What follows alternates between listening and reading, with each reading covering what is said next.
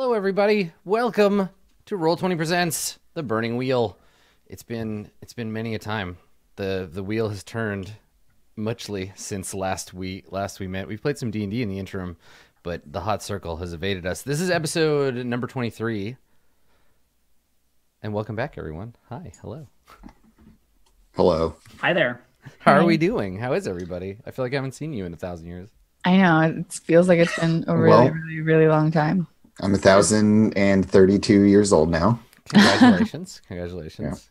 The ripe old age of 1,032. I want to ask you. So, Andrew, you borrowed a board game of mine recently, a board game that I am much beloved of, and I heard that you won said board game. Okay, so Talk to me about it. So, tell me what game did you play, and I want to know what you thought of it. we played A Distant Plane, which is the Afghanistan conflict coin game.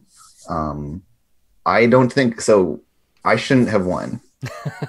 I was thinking about it, and well, because there's the propaganda phase, as you know. So there's like a phase of the game where you check victory, and then a bunch of other stuff follows. Yeah. And we thought we were going to keep playing, so we did that. Yeah.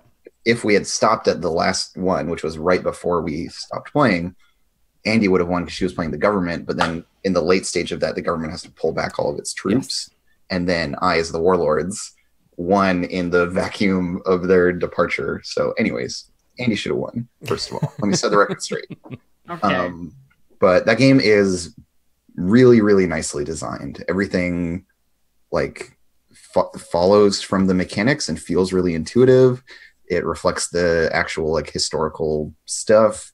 It has a really cool, tangled, asymmetrical victory condition setup with all the different factions.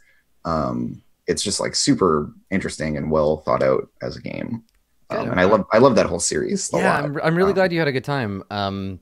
It can be a little daunting, games like that. Like I'm a big fan of like long, complicated board games, but I think the coin series, it's neat, and there is some reflection in role playing games where you can learn one of them, and then you are familiar enough with all of the other games that you can apply some of those skills. Yeah, so like having played, I think we Cuba played the Libre. Vietnam one back in the day. We and played then a few, you and I. Yeah. Libre. And so I had enough kind of general familiarity to like be the ambassador for the game to all the other folks. You should come over to my house sometime, and we can stream playing the 2-player one. Yeah, actually, that would be sick because they have a cool like AI control for non-player. Yeah, well, faction. there's a specifically a 2-player one set in like North Africa, the colonial Twilight. Yeah. Right. So Okay, I haven't played it yet, so Yeah, board Ooh, games in person. Yeah, board games. They're at the very bottom of my like opportunity to play list, so I get really excited whenever anyone plays them. Like when you asked to borrow it, I was like, yes, please, like use this board game that's sitting in my Someone closet. should. Someone Yeah. should play it. Yeah, no, it was amazing. It's such a good game. So Cool. Well, I'm really glad you had fun. Blue Jay, you've also been up to some stuff. I see you're in a new location. Look at you in your new background. Yeah, I got new stuff behind me. It's so interesting and not just a wall. You got a green screen and you put it up, and then you just put a picture of a different apartment behind you. Yeah, except for if I had done that, it wouldn't be as messy. Really? Yeah. I mean, I guess so. I feel like if I did that, I would probably pick a really messy apartment. But... Why? So how was it? How was are you done? You're done your move? You didn't have any, I mean, you're here, which is good. There was no, Yeah, there's no- it was a close call. The apartment I moved into is like an older building, and all of the outlets in almost the entire apartment were on one breaker. Mhm. And so like I would plug in my heater and it would just like turn off everything else. And I was really scared for my computer. But thankfully my property manager, landlord people are actually really great. And they sent out an electrician in a day. And I have a whole new outlet for my computer on a whole new breaker. And I'm not scared anymore. That's I good. don't understand electricity enough to like be cognizant of the actual issues. So things I don't know, I tend to just be like, ah. Yeah, my understanding of electricity is that Ben Franklin flew a kite with a key on it, and he got struck by lightning, and now we can power the internet with Yeah. There's an interstitial there that I don't understand, Look, but it turns out that his other hand was touching the internet. oh, thank God. Thank God for you, Ben Franklin. Yeah, it's just lightning from the sky. Right. His corpse is just still holding that kite with the lightning. The only one getting roasted here is you by chat once they catch up with us. And they're just like, you're an idiot. That's not how it works. Shut the fuck up. That's not how electricity, you stupid dummy. Yeah. I mean, there's dams and nuclear power plants, and then electricity gets to our house. But yeah, as a person so reliant on those particular infrastructures, both like internet and power, to like do your job every day, moving is already a nightmare. So moving as a broadcaster that works out of your house. Whew. Yeah, no, it was definitely terrible. It was like there are so many things completely out of my control that I also don't understand, that were just like, what if the water pressure? I don't know how to water pressure. Like, just like a lot of things that I allowed to create anxiety, but it ended up being totally fine, other than the fact that it was snowing most of the time, which is like the worst. Except don't you love the snow? Aren't you from a place that didn't have it, and now you're just like... Yeah, I thought you were a big fan. No. I love the snow, but trying to move all of my belongings from one place to another while it is also snowing. Oh, Yes. That was difficult? Yeah. Or is... Wow! I love this snarky Canadian, yeah, bet you hate the snow. God damn it, I hate both of you. I seem to remember a point in time where Blue Jay was very excited about some snowfall, and I said, "You will become cynical. You will hate it." Okay, I still when I was done moving and then it snowed, I was still loving it. So begins the era of movement towards hatred. Yeah. The dark side coming. I was about to say, Elf, have you ever considered that you might actually secretly be a Sith Lord? Because, sometimes you say things, and I'm like... You say secretly, but also, like... It's true. It's true. If anyone in this group is embracing the powers of corruption IRL... I'll just have to get Sith Lord. perfect. Yeah, fits. It's good. Great. It's good stuff. Well, Lady of Darkness distracted Elf, what have you been up to? I played the worst game in the whole universe That's this past little bit. Literally the worst game ever. Kingdom Come Deliverance. It's the worst. If you like it, you are wrong. like objectively incorrect. It is shit. I love it. It's good. There's no video game centrism here from Elf. Not happening.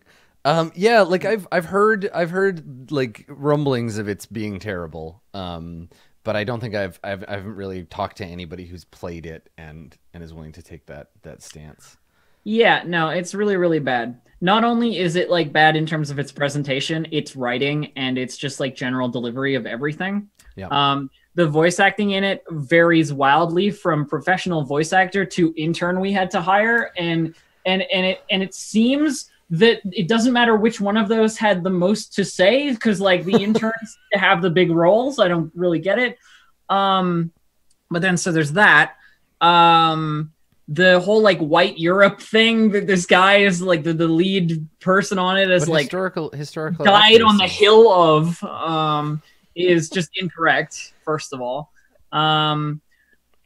And suffice to say, like all the other shit I could say about it, it also just sucks. Like it's just a bad game. Like it's made badly and full of bugs, and you have to use an item to make a save game. Like, no. we live in an interesting world where it is very difficult to make a good video game, but also bad video games keep getting made.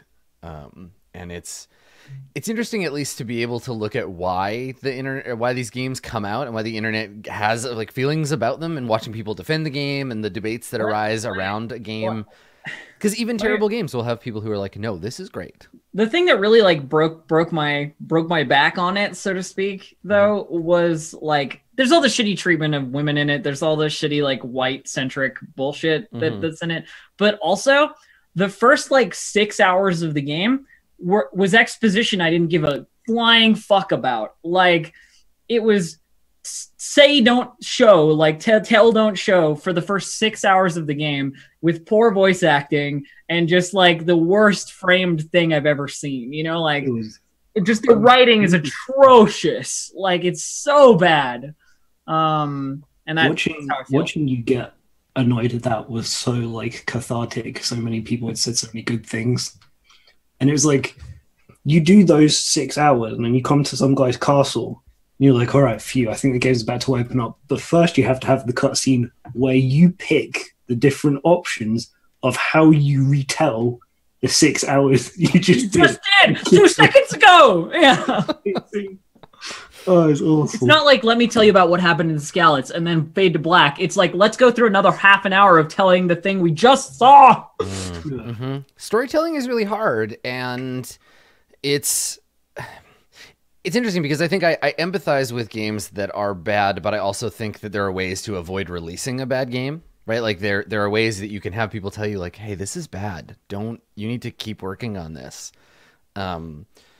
And so when you play a game that's actually finished and published and made by a company or a group of people, and you look at it and it is terrible like that, it can feel a little like overwhelming or surprising, where you're like, wait a second, how did so many people look at this and go, how did this get yeah, okay, here? let's ship it. I mean, Yeah, but the other thing for me is I have that unpopular opinion of like central characters having to be a specific person in RPGs can be really annoying and like disruptive. Like for instance, in this one, you're like Blandy McBlenderson, like farmer guy or whatever, like you know, some peasant. Which, by the way, they talk about it being realistic and like social classes and like the struggle and whatever, and like how it's feudalism and what. You should have been executed like 800 times. By the time I was done, the 8 hours of game that I played, there's no way a peasant could have survived all the shit I said to as many people as I did, okay? Just no way. Just impossible. So realism, okay, right. Sure. Which is great given the character that you're playing in this game, where you've explicitly made yourself a character who can get away with saying things to nobles and not get executed for it. It's exactly. You have backgrounds. I feel like this is one of those situations where I certainly do not want to play the game myself, but I'm definitely interested in watching someone else, yourself for example, play it and observe these things in action. I mean, there are VODs, feel free, right? I'm definitely gonna go check it out. It's just me getting angry. Like that's it. Your brand. Yeah, I was gonna say, listen, if I could, my brand is not anger, okay? Come on. If I couldn't handle being around salty elf, then we would have stopped being friends a long time. That's true. Sorry, let me just go over to chat. I just gotta click this one emote like 20 times. Hang on. Yeah, it's all right. There we go. Okay, got it out of my system. Whew. Yeah, it's not even anger. It's just like, yeah. I mean, I've seen you experience the feeling that you're feeling right now, and it's like aggressive startlement that something could be so bad. Like, the idea, how? like you're very good at that. That like, wait a second, why is this like this? I've been the cause of that before, so it's good. I understand. Yeah. The incredulous, distracted elf. Yeah, exactly. I mean, incredible. But anyway, like that whole game is constructed in a terrible way. I super duper 1000% do not recommend it unless you want to torture yourself, or you have the strange opinion that lots of people seem to have that it's good. They're all wrong. They're wrong. Nobody. If you like it, you're not looking at it right, and you're wrong. That's it. Yep. This is something I've noticed about most people is that they're wrong. Yes. Yeah. Everybody's wrong about something, but this game is particularly easy to be wrong about. Yeah, and it's easy to relate to stuff that, of course, like doesn't even occur to you or wouldn't even matter to you. But in this game, they get it historically inaccurately wrong and then present it as realism, quote unquote. That's tricky too. Fuck you. That's all I have to say about that. I feel it. I'm digging it. Video game reviews from Distracted Elf. Forget that game. Well, it's interesting because there is actually overlap with like Burning Wheel, because Burning Wheel is built on ostensibly the same historical shit, right? Like you could create a realistic like simulation of, you don't have to use any of the magic stuff in Burning Wheel. You could very much be like, it's the year 1200 and we're playing a game in France and this is what's up, and play it historically accurately, but it doesn't contain the like exclusionary weird bullshit that it sounds like this game has. Well, that's cool. We can do better, and that's the plan. That's what we're doing. Exactly. Yeah. Burning Wheel has a much better narrative. Just saying. Certainly, our version of it does. Oh yeah. Dave, how are you, Dave? I saw you doing some streaming since the last time we played. Are you still playing Kingdom Hearts? Yeah. I was doing I was being very good at doing streaming last week. This week, I made some mistakes. I made some absence of choices in life, which led to some very bad times. Remember, kids, don't forget to pick up your drugs. They're there for a reason. Yep. It was a bad time. But I did play a bunch of Kingdom Hearts, and I finally got to the point where I was allowed to play it off stream because all I need to do was grind. So over the last couple of days, I've just been like, all right, let's knock this dude up in the air 100 times in a row. Well, so here's a question I guess I have for anybody who has played a game like that on stream, like Elf particularly, because I know there are games like this that you've played. Do you do that? Do you stream the part where you're like, all right, here we go, the same fight 17,000 times, or do you off stream that? The only game I've ever done that for is Monster Hunter. It's the only game. Where you did offline I stuff? played games offline to farm materials for whatever we were building, but I never killed anything new offline. You know what I mean? It was like, okay, we've killed one of these, so I can kill it like 800 times and nobody's gonna care. Yeah. That's the only one. Like Kingdom Hearts, I played through all the like major releases for that, the 1 and 2 at least. But did you grind like the ultimate weapon in each of them? No, I mean, like Dave is very serious about. I went after Kingdom Hearts, Sephiroth in the first one, and we didn't get it because I didn't grind, right? But that's just how it is. How many times now, Dave, have you played through Kingdom Hearts? Would you say, like, all the way through? Probably 12. Right. Time. So you're very experienced with the game. I assume one more time has not changed how you feel about it. You're still like digging it. This is the time I think where I think I understand some bits about game design that are making me feel different ways about different parts of it. But I still love it. I'm not going to. Kingdom Hearts 3 could be worse than Kingdom Come Deliverance, and I'd still love it. Like, right. I can be. Yes. I'm learning to be critical of things I like, but there are some things that's just not going to happen to, and that's also fine. Yeah. It's a lot of effort to. I feel that. Think like being bad. It's okay to like things. Well, I mean, that's the thing is it's a nuanced, both liking or disliking things. There's a lot of nuance as to why we feel the way we feel about stuff. And you can like something that you're not actually having fun doing, and you can have fun with something you don't actually like that much. So turns out being a person consuming stuff is very complicated. It's like 90% of me loving Kingdom Hearts is the period of being about 13 and being on the internet, working out from the context clues of the first game what the plot of the second game was going to be, and then they released a trailer that made absolutely no sense, but it was really badass because I was 13 and they were all wearing black cloaks and there was 2 Keyblades at the same time. But that, yeah, it's not gonna lie, same deal. Feels.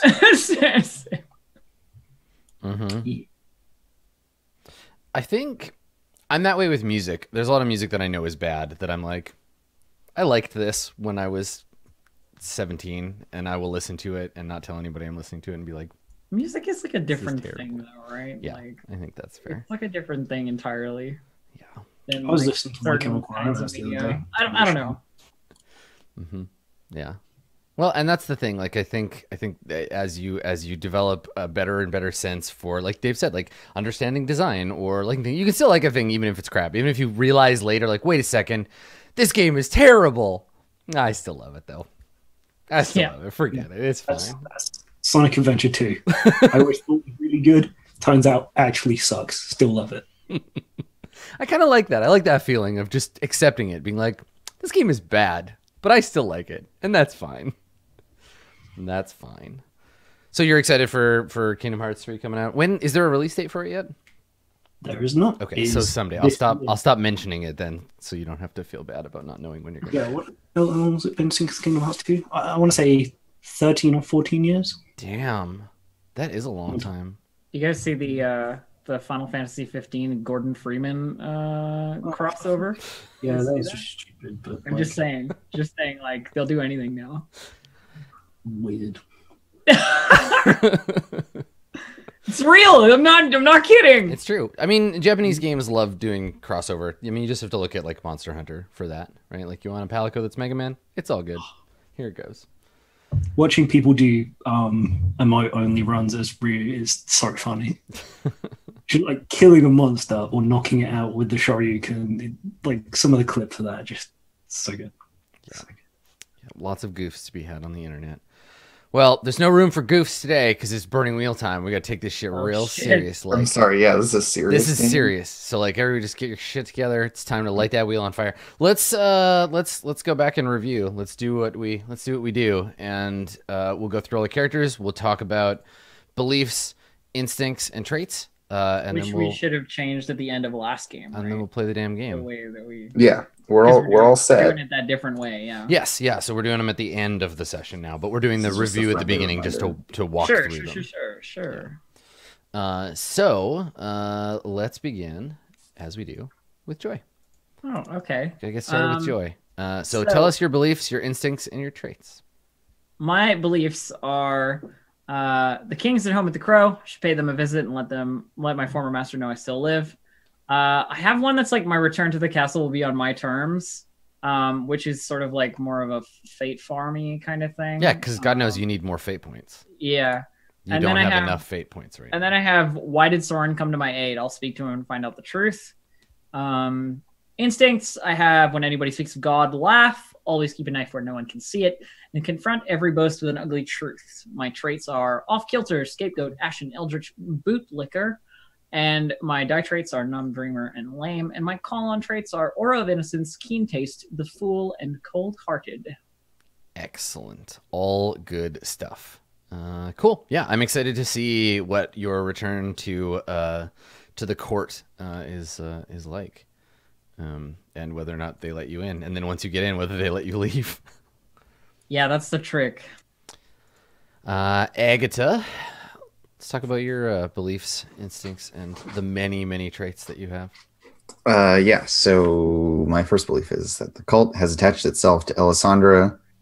I will ensure that I can be at her side and resume my role as her advisor. Survival is the only morality. The traditions and the people, with capital P, must survive this cursed winter. And a witch needs a coven. I will gather like-minded women in the cult to my side. Okay. I have a blank instinct, and I'm still trying to figure out what it is. I never put something back in the wrong place, and I always speak truth to power. And then my traits are always in the way, well-traveled, spooky, inscrutable, respectful of women, lupine, vindictive, pragmatic, misunderstood, fey-blooded, blind, gifted, spirit familiar, essence of earth, unsteady, rat speak, forked tongue, and Wolverine. Woo! Look at all those traits. Excellent. All right, cool. You are squared away. So that instinct, you let me know when you figure out what you want it to be. Yeah. When something comes up, you let me know. The Lady Alessandra. Let's talk about your beliefs and your instincts. I guess I forgot to change them. I remember that we went over them at the end of last session, and I was just like, I think I need to change all three of them. And then I moved my entire house. And and you just didn't change your... I was looking at them, and I'm like, these don't seem true anymore. No, yeah. I know that, like, we talked about it, and basically, like, I want to have one about what I learned of Soren and, like, whatever from Serica's overhearing. Basically, like, his like murdering that guy is potentially going to bring trouble into my house, and I'm not cool with that. So I need to find a way to like not have that happen, whether that's like kick him out or like be like, no, you don't come into my house. And like, okay, well, why don't we decide on your intended approach now, and then you can try and get some persona for it. So how does Alessandra want to deal with this? Like, as long as Soren is in your house, there is the potential that a bunch of middle-class ass mercenaries are going to bust in here and cause trouble.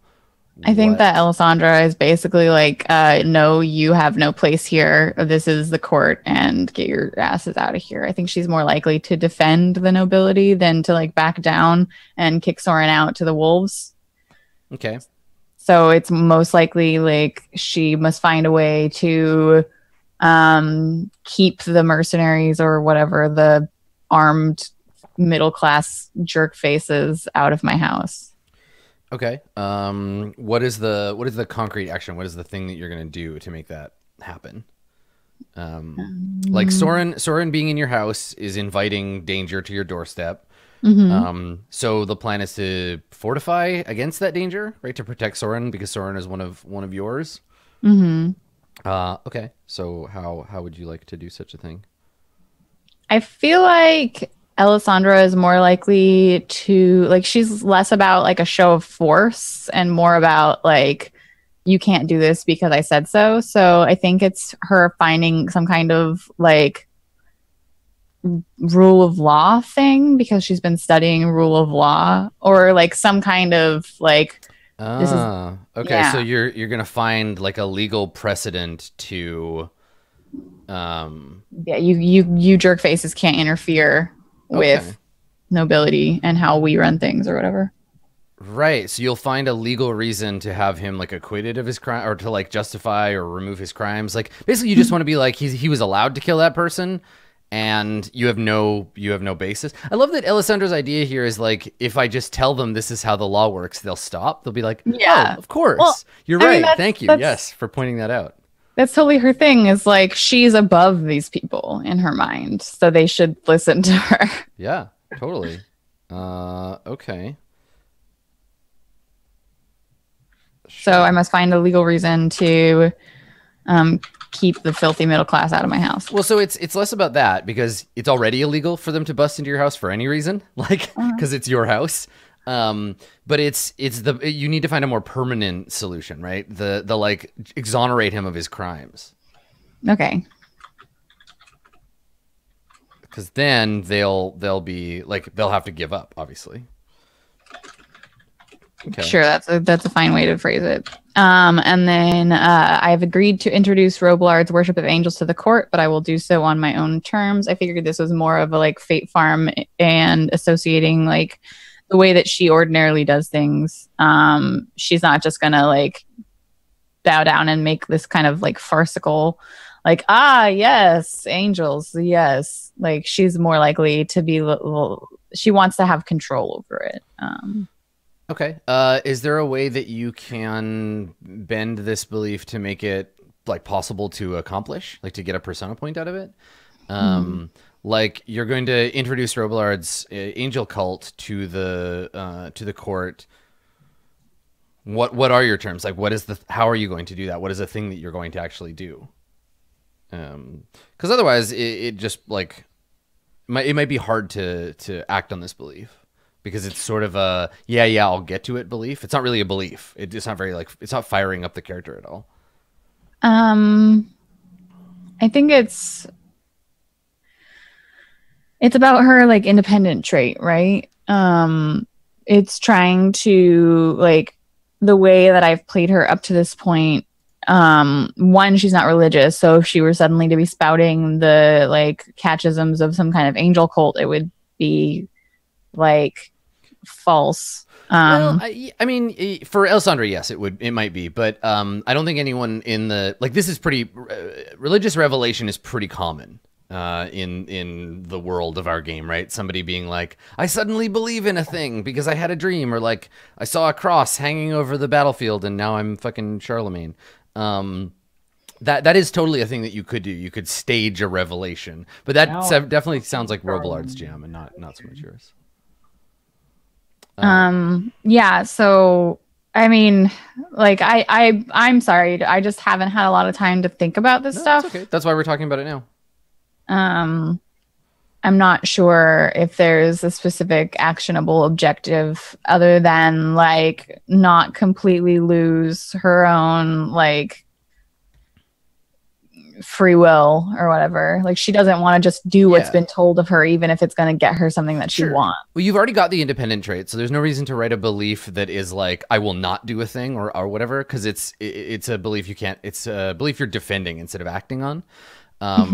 So if you want to just have a belief about like how the angel cult is backing you and that you will introduce their influence into the court, you can stop there if you can't think of a concrete thing to do, because that's something you could just like start working on. Because the thing is, it's the angel cult isn't a liability to you. They have power. They have temporal, corporeal, actual like influence and power, and they can help you. So being able to introduce them into the court is going to lift your position. But it doesn't have to. If you can't think of a specific actionable thing that you would do, you could just say, like, I will do this. The on my own terms thing will come from your trait, from independent. Okay. And then I'm not sure about the last one. I still think that the finding out the people who were loyal to the queen is important, especially because Alessandra's trying to set herself up as that kind of position. But I'm bad at this right now. It's okay. So sorry, I'm making notes. So you want a third belief about Queen needs allies. I will gather the Queen's inner circle. What is that still something that you want to do, or do you want to change that? Like I had a note from last time saying like, are you content to just form up people who are loyal to the old queen, or is it like time to be like a queen needs allies? I will form my own inner circle. Right? Is it still about chasing her, the old frozen queen's friends, or are you going to be like, I'm going to start like assigning people to being my inner circle? Because this will tie in with Agatha's belief about being your advisor, right? That she could be the first person or one of the first people that's part of that. Yeah, I think that there's half of it that's like having allies that have her back. It's a thing, and it doesn't necessarily have to be the old queen's inner circle. But I also feel like in Alessandra's mind, those people are either with her or working against her. Because like she's trying to take someone's place. So if she doesn't know what's up with, I think it's like she doesn't want to be surprised by like someone. I don't. So it's about there's like these people who you think might be still like loyal to the previous queen or the idea of her. Or yeah. Whatever. Okay, so is this about getting rid of them or securing their like loyalty? Yeah, either securing their loyalty or undermining them. So maybe this isn't about a queen needs allies so much as it is about the old queen's influence needs to be purged. I will secure the loyalty of her former inner circle, something like that. Like, because you want them to forget about her and be like, yo, this shit, time's up. They're done. She's done. It's Alessandra time now. Right? Yeah. I will the loyalty of her inner circle, or else. Pretty much, yeah, right? Like secure the loyalty of her inner circle or get rid of them, right? Like find reasons to see them hanged. Pretty much. Like, listen, you get a choice. It's time for the new shit, or you can get the fuck out of here. Yeah. I mean, I think for Alessandra, it's not going to be like that kind of like violence. It's more going to be like either they're with me or they will have no power, and I'll find ways to like make it so no one's going to believe them or whatever. Sure. Yeah. Do you know who people don't believe?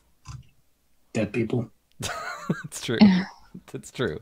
There's plenty of dead believe people. In God, and God's dead. Yeah. Yeah, but God was kind of a special case. No, there are plenty of dead people who still have like power and influence. But yeah, make them heretics. Exactly. You have this power now, or you will soon. Cool. Okay. And your instincts? Never allow anyone to treat me below my station. Always redirect violence away from my person. Whenever I meet with a member of the court, recall a piece of gossip about them. My treats are your lordship, ambitious, well-dressed, independence. Wow, every single time I almost say independence. Yeah. There's some Freudian shit going on here. Cosmopolitan, raven-haired, jealous, mark of privilege, rapier wit, and charming. I'm just, yeah. Okay. I'm going to introduce an attractive peasant and we'll see what happens. We'll see if you're really into peasants or not. Cool. All right. And you have a relationship with Serica, your cousin, but you are planning on sending her away so she won't be in your way anymore? Yeah. Cool. Okay. All right. Lodowick, Ludovic, let's talk about your beliefs, instincts, and traits. What you got? Okay. I think I had mine. I don't think I actually came back to them. I think I had them done by the end of last session. I think so but too. You were kind of looking forward on them. Yeah, I think we're good actually. Okay. So, to prevent bloodshed, I will control the weapons market in Carpathia. Mm-hmm. Very nice and simple one for me. Yeah, controlling the weapons market, nice and simple for. Ludovic. Yes, having control of the weapons market. The thing people do to prevent bloodshed. Isn't it? Yeah, like listen, he's got a goal, and he's going to do it, and he's just going to become the arms dealer in the process. Yeah. Cool. Okay. All right. So this is currently you're kind of like working on this one because you have an understanding of kind of like the business network below this thing, but you don't have a firm grip on it yet. There are other merchants and there are business deals that pre-exist. And the idea here was to undermine or suborn the plans of your rival, right? This is against Charlotte. Yes. Because her plan was like, I have friends in the Green Mantle Company, and I'm gonna like put pressure on them, but you want to take away their weapons, essentially. Yeah, because her threat was violent. Well, I guess it would be half violent. It's not storming the castle, but if they don't have any guards, then bad things could happen. Yeah, Charlotte is less a revolutionary and more a reactionary, right? She's like, listen, we just want to control the armed forces so that everyone else doesn't have them, and then we can go and get justice for our dead friend, who no one actually likes, but he's a symbol. Yes, good old half gray. Yeah, Sarjun, who no one likes, but it doesn't matter because he got killed, and now he's a martyr. Okay. Excellent. That's good. And your second belief, the one that you've held on from the beginning, which is good. Yep, I understand the suffering of the peasants and lowborn. I will work towards bettering their lives through creating opportunities and boosting the economy, which is just, something sometimes I do and something sometimes I refer to guide the way he thinks about stuff, like when I was confused last session. Mm-hmm. Sounds always been helpful. Yep. Yeah, this is the sort of idealism of Ludovic, where he believes that what he's doing is lifting up the lower classes. Time will tell if he's correct or not. He's going to lift them up and throw them at the nobility. Well, what's great about this is that it's rich people and the old guard like fighting ostensibly over like the good of the country, but no one's like asking the peasants or like it's like a war by proxy by way of the common folk. Yeah, it's justifying both sides. God has said that the nobility rules over them because that is the way these things go, and the middle class is like, yo, God is dead and you're all a bunch of abusive jerks, but the peasants are still just like, help, I'm being repressed. Peasants are like, yes, I would like to not starve to death and freeze in this winter. And they're like, shut up, peasant. We're fighting for freedom. That's right. Things that matter. Come see the violence inherent in the system. Right. Okay, and then you've got a third belief that is like a little bit future dated because you as a player know that your bodyguard has run into some trouble. Yes. Oberyn and Marguerite went to run an errand for you and were robbed. They were. Mm-hmm. So I will work to restore Oberyn's confidence, because as an impressionable, young, aspiring knight or whatever he is, I can't remember. I think that's his... Is there somewhere that you write on? Oh yeah, it's on the character banner page, the character concept. He's like aspiring knight or something like that. I can't remember what I put exactly. Yeah, he has a belief about it, right? The displaced king will need knights to serve him. By acting honorably, I'll secure my independence in the future. So you're a step towards him becoming like a member of the king's knights or whatever. Yeah, and he's super into that whole idea. So the fact that he wasn't able to protect a woman that he's interested in, no less, from bandits is going to be a big thing for him. Yeah, I feel like it's more he was protecting a woman that was interested in him, which sort of seems to be the case for Oberyn. Oberyn has people like making goo eyes at him all the time, but he hasn't really shown any particular like aggressive interest in anybody. He's just kind of like, oh, okay. He's aggressively interested in swording. Yeah, he wants to listen. While y'all were out making goo eyes at each other, he was studying the blade. He was studying the blade, yeah. So the only love he needs is the love of skill and the sword. But that's not actually true. He's just trying to be a professional. Okay, Ludwig, your instincts. Sure. So I have never ignore an opportunity for profit, always have cash on hand, and never go anywhere without Oberyn. Okay. Very simple. And your traits? They are self-satisfied, idealistic, materialistic, stocky, forward, patronizing, affinity for business, and penny-wise. Excellent. All right, so I think if I remember correctly, the untied thread from the end of the last episode was a letter to Alessandra from Agatha, an invitation. I don't think we ever had it in. Did Alessandra? We hadn't seen it like in your hand. No. Okay. So why don't you, Agatha? Why don't you remind us the contents therein, and then you can, Blue Jay, you can decide if there's a roll that needs to be made or something like that. Okay, does that sound good? Yeah. So the contents of the letter. Because I don't think you rolled like a persuasion or anything yet.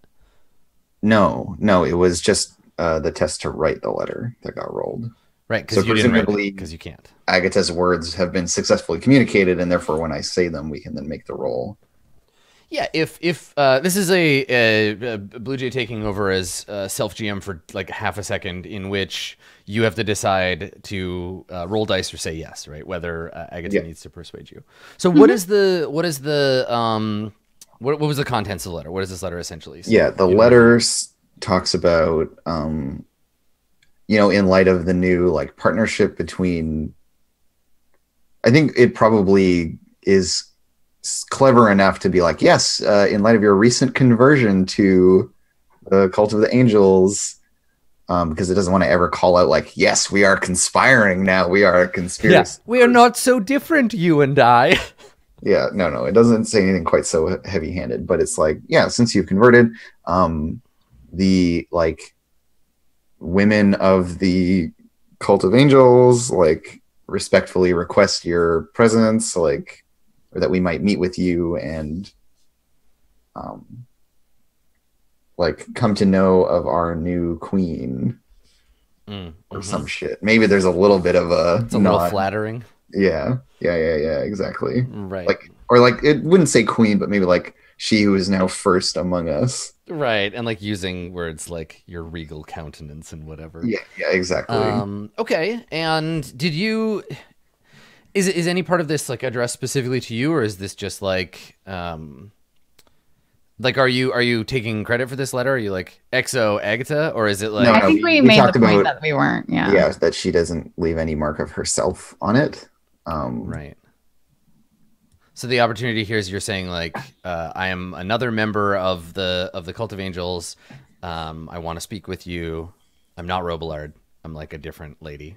And, yeah. There's the implied like this is the like women of the cult or whatever. That this is the like. Yeah, I wanted to actually talk to you as a mechanical thing. This may be for Agatha, like you're building a new affiliation or something in the cult, right? Like you're kind of forming your own. My whole like thing of wanting to make a coven. Yes. Yeah, it's basically that. Okay. Yeah, like we could call it an affiliate once it's like really established. Well, because that gives us a mechanical thing to strive for, right? Like forming the coven, you'll know you've done it when you make the rolls required to buy into a new affiliation, to like sink the resources and into that like doing it. creates the organization that it's affiliated with. Yeah, because so it's that's like a how you subsection of the cult.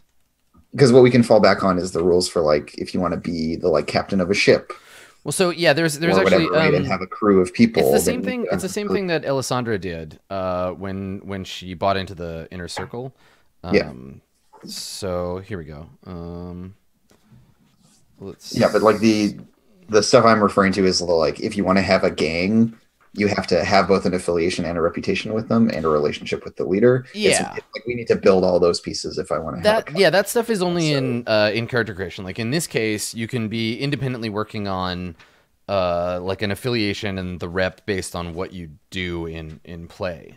Exactly. But I'm not arguing. No, totally. Like we're talking in the same direction. Yes. So I was just looking for the thing here. Okay, so to buy into a new affiliation in which you can like create your own. This is like a mercenary getting knighted, a noble joining the clergy, a sorcerer gathering a band of thugs, a witch finding like-minded women in the court of angel, the choir of angels to back her up. Whoa, that's an example in the book. That's really specific. Wow, you make a circles test. So you make a circles test, and then to find the right person, in this case, like this would be the like person that represents the like other loyal people to you, and then you make a resource test. And if you just want to get started, this here's the thing you're going to aim for. If you want to start an affiliation within this organization, it's going to be an 3 resource test. So however you get to that place, that'll be the test you need to make. Okay, great. I have resources 3 taxed by 1, so that's fine. So you just need to get some cash. Just talk to Lodovic or Robillard. Talk to Robillard. Actually, Robillard would be the one where I'd be like, "Hey, Robillard, lend me some money." Yeah. Give me access to the fund of the church. It would be more like Robillard, lend me some social capital, right? Speak on my behalf. But that also might run opposite to what you're trying to do, in that you might want to be independent of Robillard's direct influence. Right, because in exchange for that, he might be like, yes, get your little sewing circle together, but you have to tell me everything that you're doing and planning. Like, I need to be a part of that, which is sort of explicitly not what you want. But anyway, I just wanted to bring that up as a mechanical option for Agatha, something that you can strive towards. No, I think that's a good way to frame this. Okay, all right. I will make a note of that test. So when you receive that letter, that's our first sort of scene that we fade in on. Alessandra, you're reading this letter. What thinkest thou? I think that the way that Agatha phrased it, it seems like, I mean, it is trying to persuade her, but it's also like, maybe, I don't know if Agatha has soothing platitudes, but like, it's definitely like, yes, you're highest among the angels, and like, it's definitely trying to appeal to Alessandra's, like, I don't know if there's like a flattery wise or something. But it's to appeal to both your vanity, but also your hunger for power, where it's like, yes, you are in charge. You are very important. Yeah. So praising that kind of stuff. So do you think, I mean, Blue Jay, do you think that Agatha needs to roll to persuade you to come to this meeting? Like you already have some baggage you need to drop off in the choir. Yeah, no, I think it's okay, because like the way you framed it was very much like the way that Alessandra would be least likely to rebel against. So I don't think that she needs to be persuaded, especially considering that she's already planning on dropping Serica off and dealing with that. Yeah, everything kind of dovetails. Bullshit. Okay. So why don't we go right to that scene then? Where did this invitation indicate that Alessandra should go, or how like you the two of you can set this scene and then play it out. I don't really need to like participate too much until I interrupt it. I guess we would. So my initial play was to try to get Agatha invited there, but fucking church dad wouldn't let us do that. He didn't lend us the car, so we couldn't go out on the weekend. No. So I think this is inviting her to come here to like the choir's compound. Okay. Yeah. All right. So, yeah, Alessandra, you know where it is that you've been invited. There's a like an address in a part of town. And is there anything you want to do before you go there? Who do you bring with you? What does that look like? I mean, Serica's coming, whether she wants to or not. I don't think Serica ever like fought. I think she was just like sad, but she's pretty resigned to it.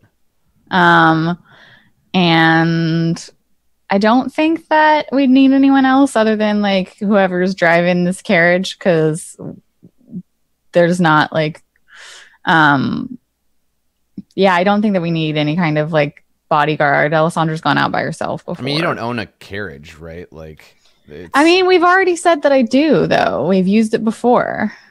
But it's not something that you can just like call on necessarily. I'm just pointing out that like I'm not trying to say no. I'm just telling you like things are not as like great and good as you maybe would like them to be. As Alessandra's like, bring me my chauffeur, but like you didn't pay the character points for it, and also things are kind of bad right now. So you and Serica will have to like walk there or get the king's like thing to like lend you one, or make a resource test to just have one. Like an OB1 resource test would pull one together for you. Okay. Yeah, that's fine. I just was under the assumption that we'd used like a similar thing before. Yeah, those were in less lean times. Circumstances have changed. Okay. I can make a resources test to have a carriage. Yeah. I think having access to one is just an OB1, like it's available. Yeah. Because I think if you fail, the interesting thing that is happening here is just that it shows that these are times of danger and want. All right, well, I have that 2 dice fund still, so it shouldn't be too hard. There we go. Did it. Okay. All right. So yeah, so you do have access to a driver. So it's just the three of you. It's the driver, the carriage, and Serica. Okay. All right.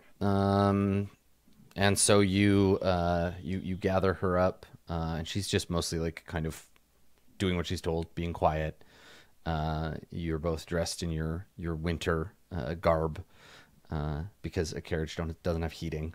And so you get into the carriage and make your way out into the city. What time of day is this meeting? Was there something specified in the letter? Or I'm asking, yeah, Agatha. What's the spookiest hour of day? Midnight, obviously. Wow, no. I think it is in the evening. So it's the choir of angels. So I assume like people sing vespers and stuff like that. Yep. So it's during that time. And I think maybe there is like a gendered grouping of who sings when. Yeah. Like the men's choir and then the women's choir is later. And so it's kind of at a time when all the men are busy singing. Mm-hmm. All the women are free to not and be doing other stuff so that we can have our little cabal, Yeah. So I guess, Alessandra, when you arrive, even from the street, you can hear from inside the kind of Gregorian chant, kind of like low voice, somewhat somber end of day prayer to the choir of angels. Essentially, it's a prayer naming the angels and exalting each one in turn. And so it takes some time and is a somber sort of ritual. And so you can hear it from the street when you arrive. And the driver opens the door, sort of snow blowing and the sun setting behind the mountains. And the driver says to you, will you be long, milady, or shall I go and return?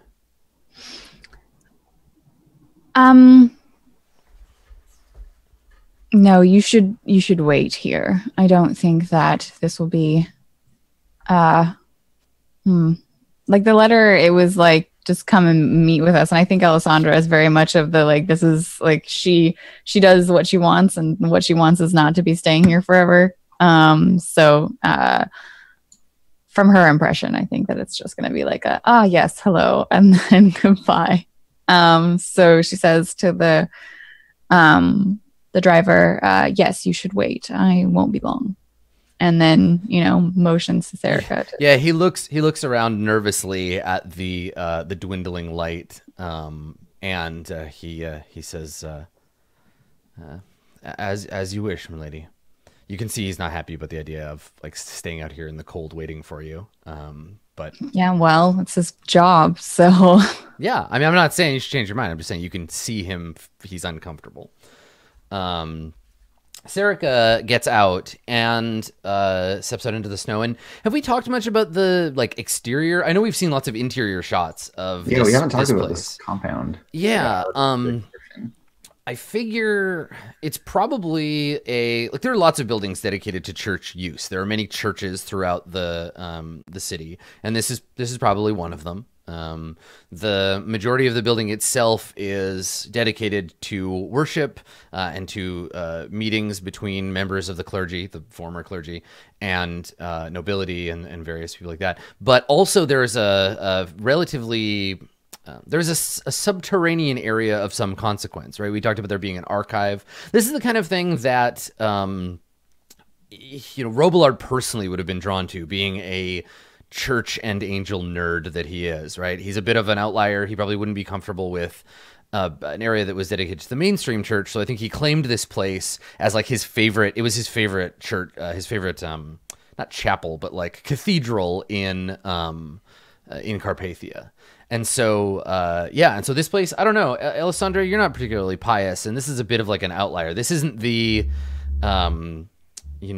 abbey in which the king would have been wed. This is sort of a place where churchly study is done, books are scribed, that kind of thing. But it is in and of itself still, as with all church buildings in Carpathia, this sort of slightly desolate, tree and wolf themed stone building, tall arches, now limbed in snow, sharp towers, and from it the echoing sound of the low voices of men chanting in prayer to the angels.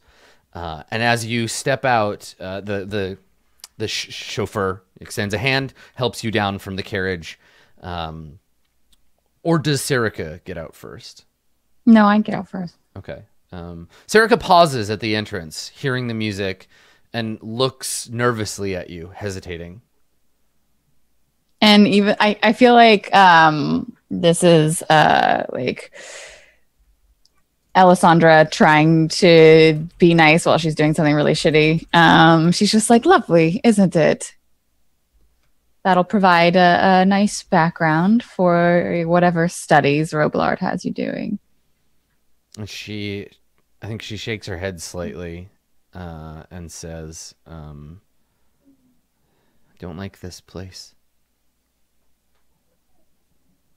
What? Have you never been to a churchyard before, child? She doesn't say anything. She just kind of like hangs on the like the threshold, seeming to like not want to get out of the carriage. Come on now, it's surely much more comfortable inside. Robillard is a corvidae, after all. The chauffeur is making himself like scarce. Like he's doing that thing where he's there, but he's servant checked out, where he's trying to make it seem like he's not paying attention to the conversation. Like checking on the horse or something. He's doing some small task. Yeah, exactly. Lighting the lantern that hangs from the front of the carriage. Yeah, I mean, I think Serica eventually, like, she knows that there's no like turning away. She doesn't have the energy or intent to like flee or anything. So she steps down and nervously follows you inside. So the interior of this place has a sort of, I guess it's a big stone, big echoey stone building, right? There is a single main room. There's several smaller rooms. There's a single main room with an altar at the end. There are pews. There are stands in which the choir is currently engaged in their prayer. There are also people in the stands, right? There are people who have come to worship. This isn't like an inactive cult. This is a growing religion. And so there are lots of people in here. I would say like multiple dozens in addition to the actual choir. And I don't think Robillard is around. I don't think he's taking place in this thing. He's somewhere in here. But as you step in, It's like stepping into when was the last time you were in a church, Alessandra? Like an active church? Probably when Gavril died. Right. So is that what you're reminded of when you come in? Yeah, I guess so. Okay. Gavril would have been buried in the spot of his burial is less relevant, but there would have been a church dedicated to rituals of funeral. So this isn't one of those, but it's the same religion. It's just been repurposed. At the far end, where normally would stand a statue of God embodied as a Carpathian king, there is a huge black cloth, a huge black linen like funeral cloth draped over the statue. And it looks like there are several other statues that have been brought in from other churches. It looks like this cult has like raided, bought, borrowed, pillaged other cathedrals for their statuary portraying angels. So remember, angels in Carpathia are not portrayed as like beatific, curly locked, gentle folk with wings like swans. They're very strange. They're more like the amygdala than they are like Michael. And so we see, a figure with 4 long spindly limbs and a featureless face. We see a creature, the statue broken off at one arm, holding a harp to its chest, and with a cluster of eyes in the front of its face. Like, these are all very strange, and certainly not a part of the religion that is normally like paraded around. So you're Alessandra, you see these unsettling statues. But they seem to be, some of them are still like up to their knees in wooden crates. There's straw laying around all over the place, and they seem to be remodeling the interior of this church. All around you, there is the echoing sound of the choir's song, the praying. Agatha, are you here to meet Alessandra, or does Alessandra have some time to go looking for you? Yeah, I think there's like a going looking that needs to happen, and or what's her face, sister Sufferance, like meets them at the door and shows them into whatever spot we're at. Okay, yeah, I think that's fine that you've asked Sufferance to wait. So when you enter, Alessandra, give us what are you and Serica? Serica is standing kind of behind you, like interposing you between her and the church. She has the door to her back. We hear the door click shut.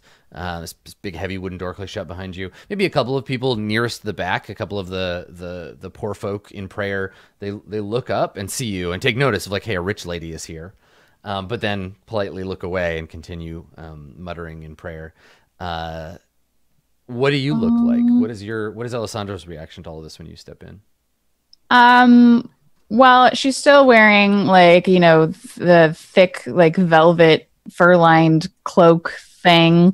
Going inside, she probably puts down like a hood. I think that she looks around and there's like this, like assessment of this place and finding it strange and not what she is used to or expected, and also like kind of weird and creepy and scary. It's just like one like under her breath like like kind of frowning hum, and then I think that she remembers her promise to Robillard, and that there are, as you said, like dozens of people here. So I feel like there's a way that people like pay respect to, like when they enter a church that's like during a non like sit down and listen to a lecture time. Like there's like a way that you pay respects. Like just going up to the like quote unquote altar and like kneeling, and then she wants to do something that will be like, hey, yeah, I'm here to pay whatever homage or something. And then just be like, okay, I did my job. Like, Yeah. I mean, let's see if you can remember and adequately perform that task. So doctrine. So it occurs to you, like, there's a thing that needs to be done here. Yeah. I think it's doctrine. Dave, you played a monk. What's the skill for this? Yeah, it's probably that. Okay, let's take a look. Doctrine, the tenets and beliefs of a particular religious faith.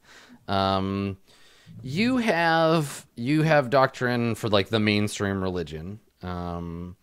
So let's see, common popular beliefs. I'm gonna say it's an ob2 doctrine test. Okay. Ob2. Let me see. Can I? Is there? Can I fork in like etiquette?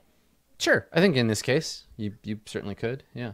Okay, and then can I fork in observation? Like I'm looking to see what other people do or have done, or just like the general setup here. I don't think you've had the opportunity to observe. If you want to take you want to make a link test. You want to pause and wait to see if someone does something, and then try to emulate them. That could be a link test you could make.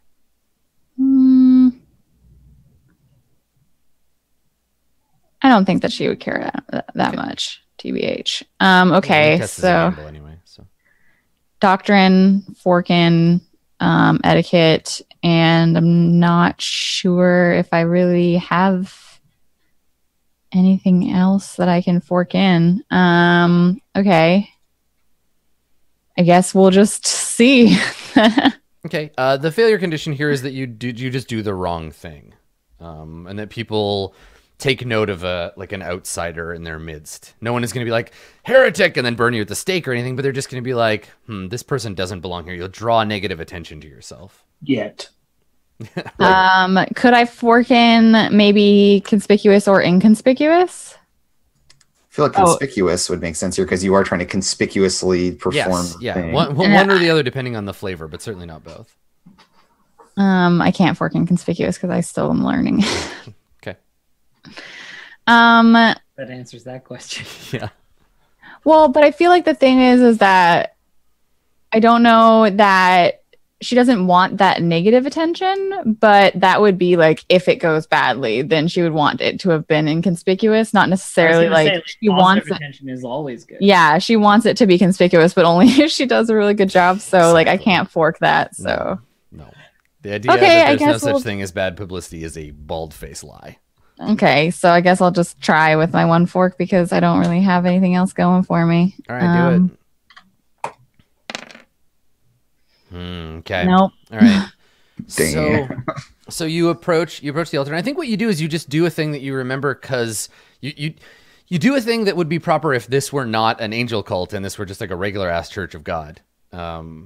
So you approach the altar and you kneel before the statue of the Heavenly Father and you say, the prayer or whatever, and you don't know what part of it you did wrong, right? This doesn't give you an instinct, but you do notice when you stand and turn the like look of the people. You turn around and see the lower folk in the pews, and probably not all of them. Like there are probably a few nobles here as well, and you get some looks of reproach. Some like, who is this person? Like, why?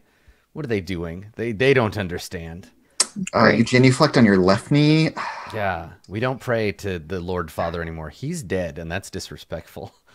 Wow. Yeah.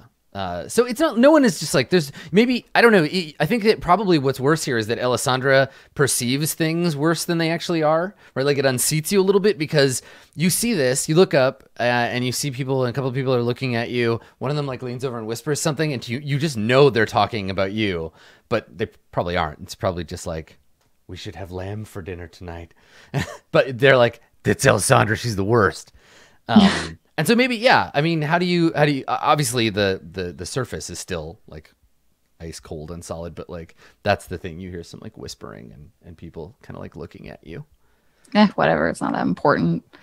I think that like she blows it off as like I don't actually believe in this shit anyway. Like at least I'm trying. Or like I think that, yeah, she doesn't like that anyone might be looking at her and like talking about her in a negative way, setting back her goals. But like the fact is that Robillard just asked her to you know, do this thing and never said how or whatever. The So cult didn't come with a manual. yeah, so she's just like, "Ugh, well, I tried. It's fine." Yeah.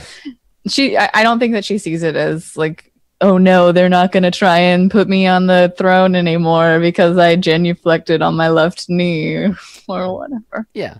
Etiquette is important to you, but so there's a sting. There's that sting of pride that like people are looking at you like you don't know exactly. Oh what yeah, you're for doing. sure. There's this thing of pride, but also for her, the stakes are a lot less here, or she perceives them to be less. So Okay. Yeah, and I think that there is that moment of uncertainty. And when you look around, you notice there is a young nun that is looking at you with the look of a servant who has been sent to get you. You know this look. This is a like, as soon as you're ready, come over here and talk to you, and I'll like help you move on to your next thing.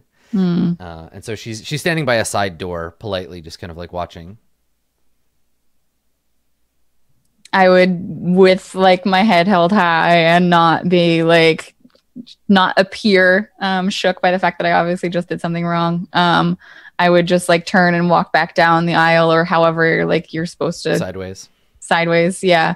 And just approach her and be like, How old is Serica? How many life paths? If you were to burn her up, she'd be like 2, probably. I think so. Yeah, she was, let me just see. She's a young lady, not yet a courtier, so she's 17. So young lady is the second. It would be born noble young noble, lady. young lady. Okay, yeah. So she's got the same number of life paths as this young nun. And so they're both of an age, and the nun sees the two of you, and she inclines her head slightly when you approach and says quietly, because, you know, people are praying, and there's this, it's like being in a library, but there are people singing, but at a much lower, like non-projecting volume. So there's a bit of a weird contrast between the song taking up all the space and her like kind of almost whispering when you approach. And she says, "My lady Corvide, this way, please." She gestures to the side door, which she sort of opens as you approach. And I just like, you know, incline my head and follow. Okay. All right. So the two of you follow the nun into this stone hallway, and we fade to break on you leaving the scene. So we'll take our first break here, and when we come back, we'll see what everybody else is up to. Don't go anywhere. We have lots more Roll20 Presents Burning Wheel when we get back.